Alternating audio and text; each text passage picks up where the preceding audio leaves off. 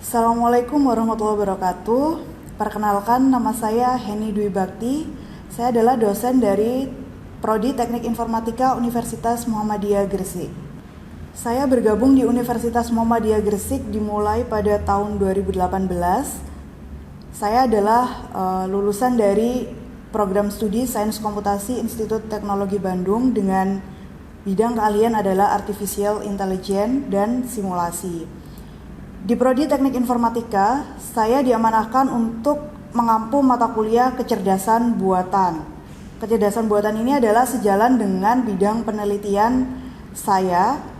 Kemudian penelitian yang berhubungan dengan mata kuliah kecerdasan buatan ada 3. Yang pertama adalah aplikasi adaptif neurosystem atau ANFIS untuk memprediksi kebutuhan gas bumi Indonesia yang diterbitkan di Jurnal Nasional terakreditasi Sinta 4. Yang kedua adalah evaluasi prediksi gas bumi menggunakan Artificial Neural Network atau ANN yang dipublikasikan di Jurnal Nasional yang terakreditasi Sinta 5. Dan yang terakhir atau yang ketiga adalah aplikasi Artificial Neural Network ANN untuk memprediksi masa studi mahasiswa program studi Teknik Informatika Universitas Muhammadiyah Gresik yang dipublikasikan di Jurnal Nasional Sinta 5.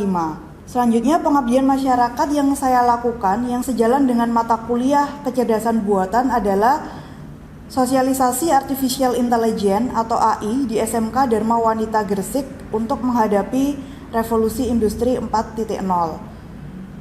Di mana hasil dari pengabdian tersebut juga dipublikasikan di Jurnal Nasional.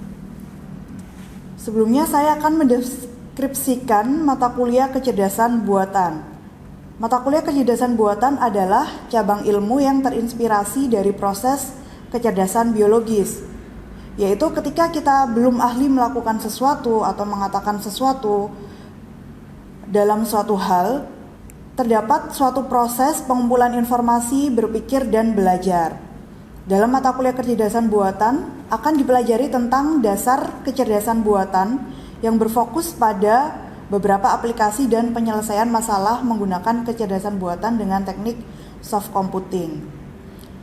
Pada mata kuliah kecerdasan buatan akan mempelajari pemahaman posisi dan ruang lingkup artificial intelligence, dilanjutkan dengan domain permasalahan, berbagai metode searching, berbagai representasi pengetahuan, matching, metode inferensi yang termasuk secara statistik, metode naive Bayes maupun fuzzy. Dan pada akhir perkuliahan atau di bagian akhir nanti kita akan mempelajari tentang pembahasan mengenai soft computing. Bahan kajian dalam mata kuliah kecerdasan buatan yang pertama adalah konsep dasar dan sejarah kecerdasan buatan. Yang kedua, konsep agen cerdas dan komponen pendukungnya. Yang ketiga adalah masalah dalam ruang keadaan. Yang keempat, metode pencarian dan pelacakan.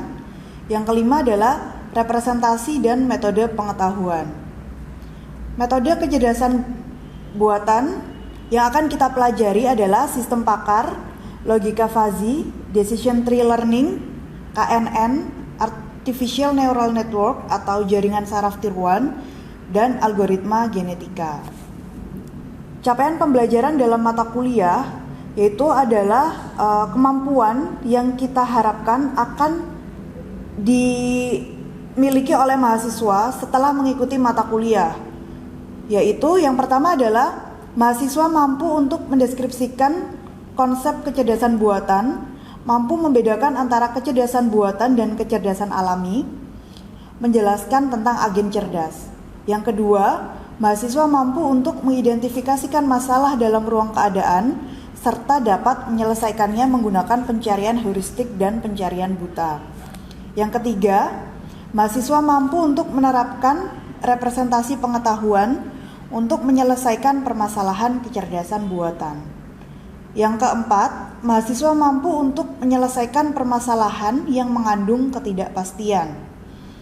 Yang kelima, mahasiswa mampu untuk menganalisis permasalahan dengan menyelesaikannya menggunakan teknik soft computing melalui metode sistem pakar, logika fuzzy, decision tree learning, KNN, Artificial Neural Network, dan algoritma genetika.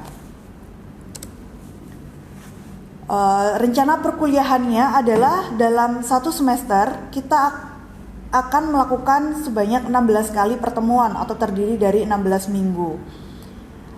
Pertemuan pertama, pokok bahasannya adalah kontrak kuliah dan pendahuluan kecerdasan buatan. Pertemuan kedua, yaitu agen cerdas. Pertemuan ketiga akan membahas tentang masalah dalam ruang keadaan, metode pencarian dan pelacakan. Pertemuan keempat, pokok bahasannya adalah pencarian buta dan pencarian heuristik. Pertemuan kelima yaitu pencarian heuristik dan penugasan. Pertemuan keenam akan membahas tentang representasi pengetahuan. Pertemuan ketujuh yaitu akan membahas ketidakpastian. Pertemuan kedelapan adalah asesmen atau CPK 1 atau UTS. Pertemuan ke-9 yaitu membahas tentang logika fuzzy.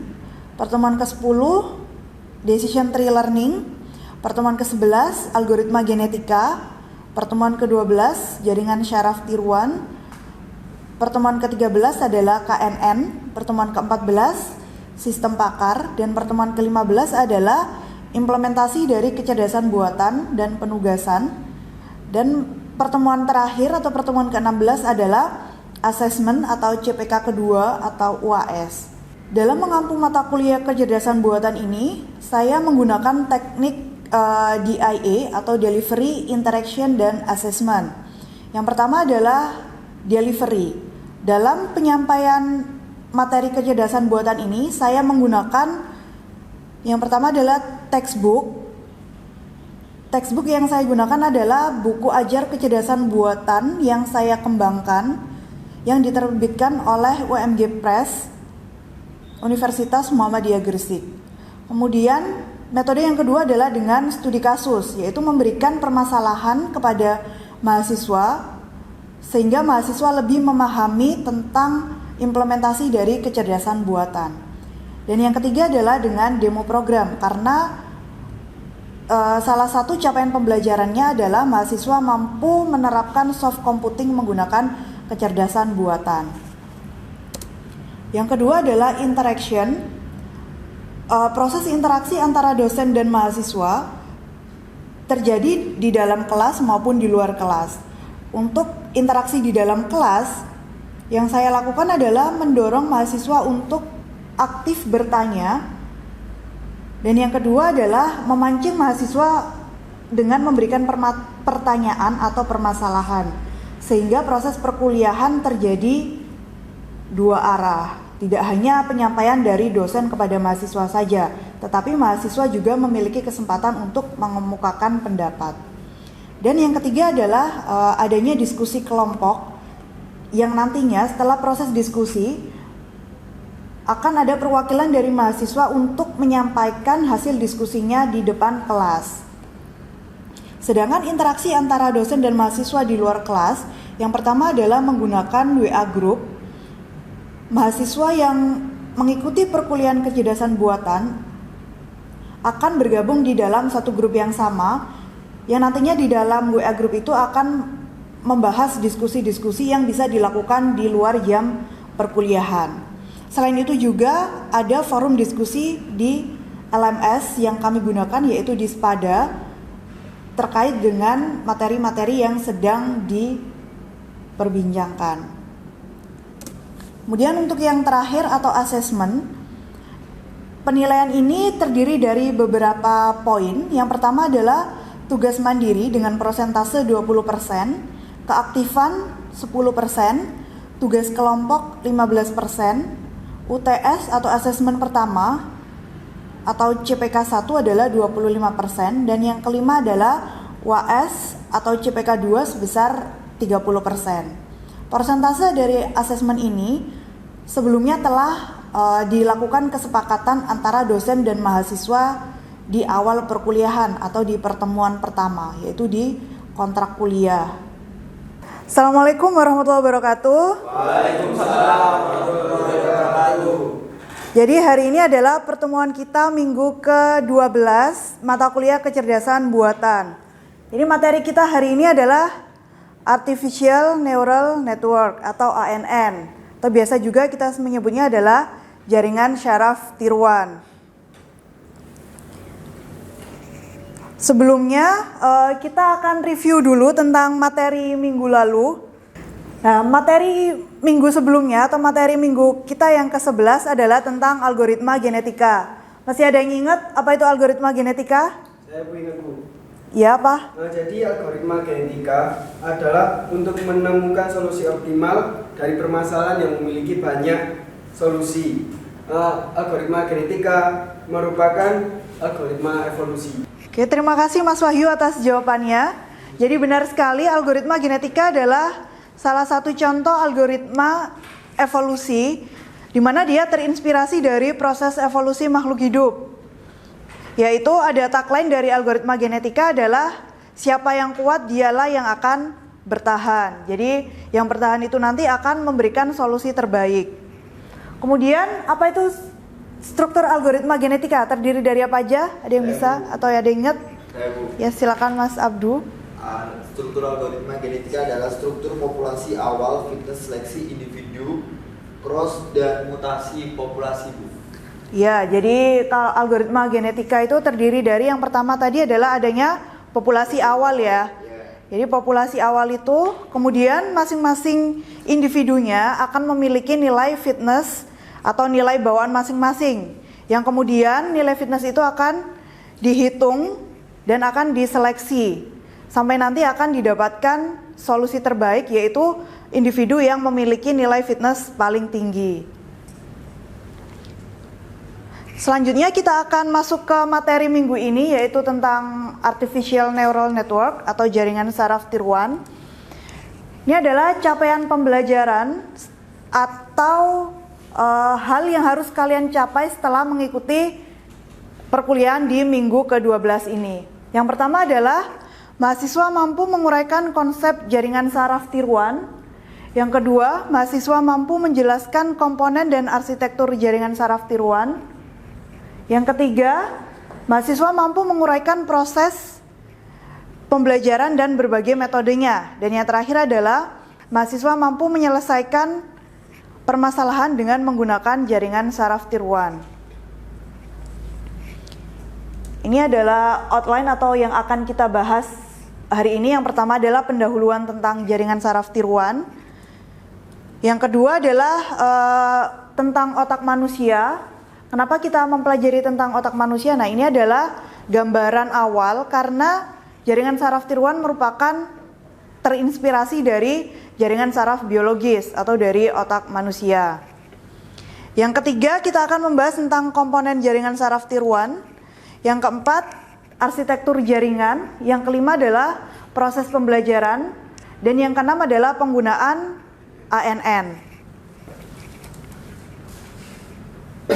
Yang pertama kita akan membahas tentang pendahuluan. Apa sih jaringan saraf tiruan itu? Jaringan saraf tiruan merupakan representasi dari otak manusia. Jadi dari otak manusia itu kita mempelajari apa saja yang terjadi di otak manusia, kemudian direpresentasikan ke dalam kecerdasan buatan. Otak manusia sendiri selalu mencoba untuk mensimulasikan proses pembelajaran.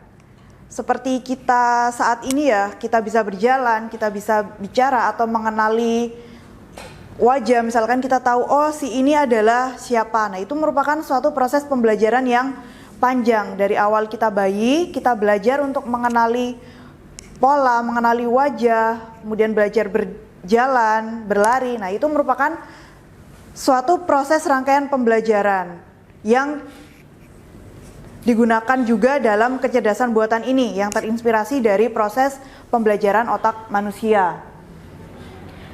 Kecerdasan buatan kemudian diimplementasikan dengan program komputer yang mampu menyelesaikan sejumlah proses perhitungan selama proses pembelajaran. Sebelum kita mempelajari tentang kecerdasan buatan, kita pelajari dulu tentang otak manusia. Otak kita itu terdiri dari berjuta-juta sel syaraf yang bertugas untuk memproses informasi. Nah, highlight di sini adalah untuk pemrosesan informasi. Kemudian masing-masing selnya bekerja seperti suatu prosesor sederhana yang saling terkait. Dan masing-masing sel berinteraksi sehingga mendukung kemampuan kerja otak. Jadi kerja otak ini tidak bisa bekerja sendirian. Jadi dia didukung dari berbagai atau berjuta-juta sel syaraf. Ini merupakan gambaran dari susunan sel syaraf manusia. Yang pertama di sini ada dendrit, di mana dendrit ini dia adalah bertugas untuk menerima informasi dari luar. Kemudian dendrit akan meneruskan informasinya ke akson, di mana akson nanti akan meneruskan informasi dan informasi ini akan diproses di inti sel atau nukleus. Kemudian informasi itu bisa menjadi masukan atau inputan dari sel syaraf yang lain yang dikeluarkan melalui dendrit. Selanjutnya kita akan membahas tentang komponen jaringan syaraf. Yang pertama adalah neuron, seperti yang kita bahas di awal tadi. Jadi otak manusia terdiri dari beberapa neuron. Kemudian komponen yang kedua adalah bobot. Jadi masing-masing informasi itu memiliki bobot tersendiri. Bobot ini tersimpan di masing-masing informasinya. Kemudian dari setiap bobot itu akan dijumlahkan. Kemudian setelah penjumlahan tersebut akan dibandingkan dengan suatu nilai ambang batas. Kalau nilainya melebihi dari ambang batas tersebut, maka informasi tersebut dikatakan teraktivasi atau dilanjutkan ke proses selanjutnya atau ke output. Nah, di mana output dari suatu sel syaraf ini bisa menjadi inputan oleh neuron-neuron yang lain yang saling berhubungan tadi. Ini tadi komponennya yang sudah saya jelaskan, ada suatu inputan, kemudian ada fungsi aktivasi yang gunanya adalah untuk membandingkan bobot-bobot tadi dibandingkan dengan suatu fungsi aktivasi. Jika nilainya melebihi ambang batas dari fungsi aktivasi, maka dia akan dilanjutkan ke proses selanjutnya. Kemudian ada juga output, kemudian ada neuron layer, dan ketujuh ada hidden layer. Dan yang terpenting dari jaringan syaraf tiroid ini adalah algoritma pembelajaran, yaitu bagaimana kita mengajari atau si sel syaraf ini belajar untuk menyelesaikan permasalahan. Ini adalah contoh dari arsitektur jaringan. Nah, ini adalah contoh jaringan syaraf tiruan yang terdiri dari 3 lapisan. Jadi lapisan yang pertama adalah lapisan input yang kuning itu, kemudian turun lagi ke disebut sebagai hidden layer atau lapisan tersembunyi. Kemudian setelah dari lapisan tersembunyi ada neuron-neuron pada lapisan output atau pada output layer, sampai di akhir nanti kita akan keluar hasilnya, yaitu nilai output. Kemudian yang selanjutnya kita akan bahas tentang arsitektur jaringan. Neuron-neuron dikelompokkan dalam suatu lapisan-lapisan. Misalkan tadi ada input layer, hidden layer, dan output layer atau lapisan keluaran. Neuron-neuron yang terletak pada lapisan yang sama akan memiliki keadaan yang sama. Pada setiap lapisan yang sama, neuron-neuron akan memiliki nilai fungsi aktivasi yang sama pula. Ini adalah contoh dari jaringan dengan lapisan tunggal atau single layer net. Dia pada lapisan ini hanya memiliki satu lapisan dengan bobot-bobot yang saling terhubung. Nah, dia karena hanya terdiri dari satu lapisan, dia hanya menerima satu input, kemudian langsung diteruskan ke dalam output layer. Ini adalah gambarnya atau struktur jaringannya. Ada nilai inputan yang paling atas, kemudian masuk ke dalam lapisan input. Kemudian lapisan input tersebut memiliki bobot masing-masing, di mana bobot tersebut langsung dihubungkan ke dalam lapisan output. Selanjutnya ini kita dapatkan nilai outputannya atau keluarannya. Ini adalah contoh ini ya, multi layer atau yang terdiri dari lebih dari satu layer atau satu lapisan. Dia memiliki satu atau lebih lapisan yang terletak antara lapisan input dan outputnya. Nah, ini disebut sebagai hidden layer, yaitu lapisan yang terletak di antara input dan output. Umumnya ada lapisan bobot-bobot yang terletak antara dua lapisan yang saling bersebelahan. Ini adalah gambar atau arsitektur jaringannya. Nah, lapisan tersembunyi adalah pada Z-nya tersebut, yang Z1 dan Z2. Kemudian masing-masing bobotnya dihubungkan ke seluruh lapisan tersembunyinya sebelum dia dihubungkan ke lapisan outputnya. Ini contoh yang multi layer. Selanjutnya kita akan membahas tentang pembelajaran ANN. Apa sih tujuan untuk mempelajari pembelajaran ANN ini? Tujuannya adalah untuk mencari bobot yang terbaik. Karena masing-masing informasi ini memiliki nilai bobot-bobot tertentu. Nah, yang kita cari adalah bobot yang terbaik. Yaitu dengan cara menciptakan fungsi continue atau sigmoid unit.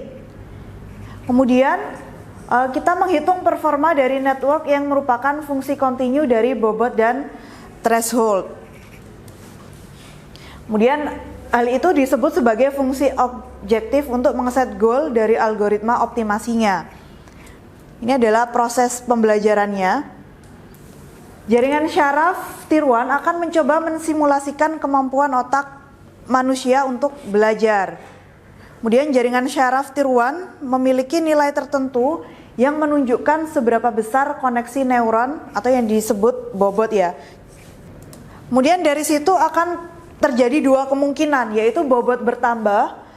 Bobot bertambah ini memiliki arti bahwa informasi yang diberikan neuron tersampaikan. Kemudian bobot berkurang, maka hal tersebut mengindikasikan bahwa informasi tidak disampaikan dari neuron yang satu ke neuron yang lain.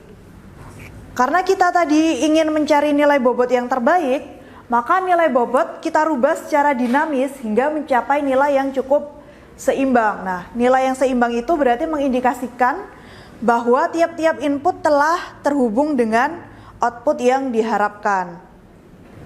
Proses pembelajaran terdiri dari dua jenis. Yang pertama adalah pembelajaran terawasi atau supervised learning, dan yang kedua adalah pembelajaran tak terawasi atau unsupervised learning.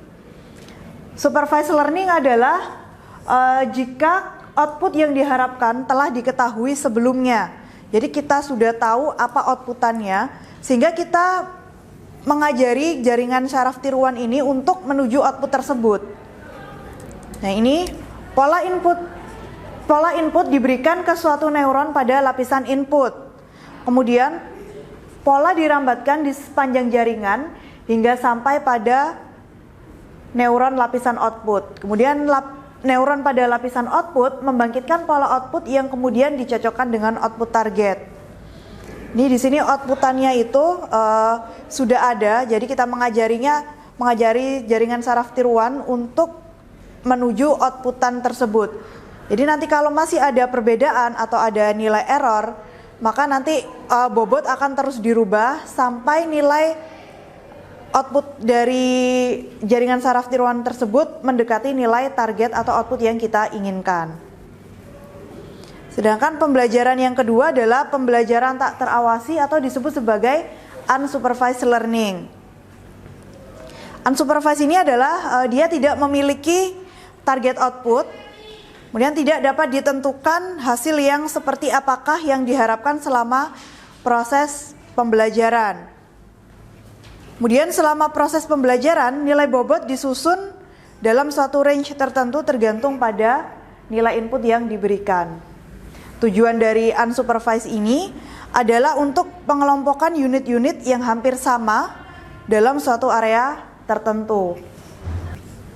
Ini adalah contoh dari algoritma yang menggunakan supervised learning, yaitu algoritma backpropagation. Ini adalah algoritma yang sering digunakan pada jaringan syaraf tier 1. Algoritma backpropagation merupakan metode pembelajaran yang termasuk ke dalam supervised learning atau pembelajaran terawasi. Kemudian digunakan oleh perseptron dengan banyak lapisan atau multi layer untuk mengubah bobot yang terhubung dengan neuron-neuron yang ada pada lapisan tersembunyinya. Menggunakan error output untuk mengubah nilai bobot-bobotnya dalam arah mundur atau backward. Nah, kenapa dia disebut sebagai backward propagation? Pada pelatihan backward propagation atau algoritma backpropagasi, dia terdiri dari 3 fase. Yang pertama adalah fase propagasi maju, yaitu inputannya yaitu adalah pada Y1, YK sampai dengan YM. Itu merupakan nilai inputannya. Fase 1 adalah propagasi maju, yaitu dia inputannya dirambatkan maju, yaitu dari W itu merupakan bobot masing-masing inputnya dihubungkan ke dalam layer yang ada di depannya atau ada di bawahnya. Misalkan pada inputan Y1 dihubungkan dengan hidden layer dari Z1, maka nilai bobotnya adalah pada W11. Masing-masingnya kita hubungkan ke seluruh hidden layernya. Kemudian kita hubungkan lagi sampai ke output layernya ini. Ini merupakan output layernya. Kemudian masuk ke fase yang kedua, yaitu propagasi mundur. Karena dia merupakan supervised learning atau algoritma yang terawasi, sehingga di sini dia sudah memiliki target, masing-masingnya memiliki target. Outputan dari jaringan syaraf tiruannya akan dibandingkan dengan nilai targetnya. Kemudian jika nilainya masih tinggi atau nilai errornya masih tinggi, selanjutnya akan kita hitung ke fase yang kedua, yaitu propagasi mundur. Dari hasil perbandingan tadi, kita mundur, yaitu dari yang X1 menuju ke layer yang ada di atasnya, yaitu ke Z dan ke Y. Kemudian akan masuk ke fase yang ketiga, yaitu fase perubahan bobot. Itu setelah itu bobotnya kita rubah. Begitu seterusnya sampai nanti akan didapatkan nilai error yang kita kehendaki. Merupakan stopping kriterianya adalah nilai errornya. Misalkan kita tetapkan stopping kriterianya adalah 10 pangkat minus 4, maka fasenya atau pelatihannya akan berhenti ketika nilai errornya adalah 10 pangkat minus 4. Ini ada contoh permasalahan, misalkan untuk perhitungan N. Misalkan masukannya adalah X1 dan X2, sedangkan luaran atau outputannya adalah Y. Kita tahu ya, kalau fungsi N nilainya adalah 1 jika semua inputannya adalah 1. Nah, ini bisa kita gunakan jaringan syaraf tiruan. Ada yang bisa nyoba ke depan? Saya, Bu. Silakan, Mas. Dituliskan di papan ya. Bentar. Nih, silakan.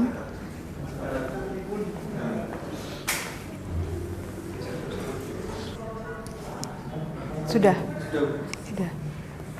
Yaudah, berarti ini ya hasilnya adalah 1, 0, 0, 0. Nah, ini sesuai dengan fungsi N, yaitu ketika seluruh inputannya adalah 1, maka dia outputannya adalah 1. Nah, di sini bisa kita simpulkan bahwa jaringan syaraf tiruan bisa digunakan untuk mengenali pola N. Sekian untuk pertemuan hari ini. Minggu depan kita akan ketemu lagi di waktu dan jam yang sama ya. Saya akhiri untuk pertemuan hari ini. Wassalamualaikum warahmatullahi wabarakatuh. Waalaikumsalam warahmatullahi wabarakatuh. Saya akhiri PDD UKTPT saya pada poin pengajaran. Terima kasih. Wassalamualaikum warahmatullahi wabarakatuh.